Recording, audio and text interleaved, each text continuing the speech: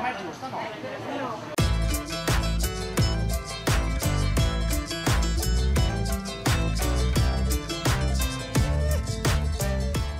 Los que estamos aquí somos todas las organizaciones que trabajamos el comercio justo en las Islas Baleares y festejamos el Día Internacional del Comercio Justo. Y como se festeja en todo el mundo, pensamos que en Baleares, que es un sitio pequeño, mejor hacerlo como un trabajo comunitario. Luego hacemos venta de alimentación, venta de artesanía y también espectáculos. La idea es transmitir a la ciudadanía un mensaje de sensibilización, de saber que somos responsables de todo lo que compramos, de todo lo que nos ponemos de ropa o de artículos del hogar.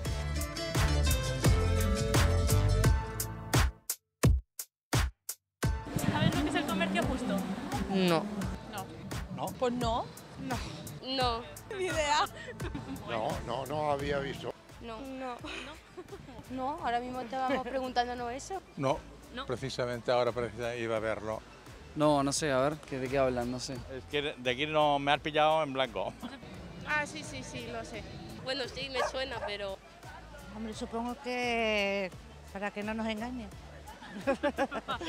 Comercio justo es donde te traten bien y sea el precio lo más honesto.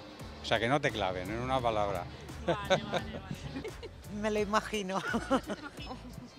Bueno, imagino que es una cosa para, digamos, informar al público para que no se equivoque cuando compra y sabrá por tener una pauta por lo menos, ¿no? Pues así, en pocas palabras, no.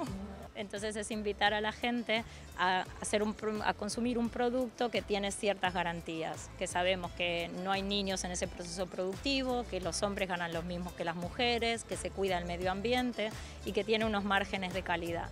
Entonces ese es un producto de comercio justo.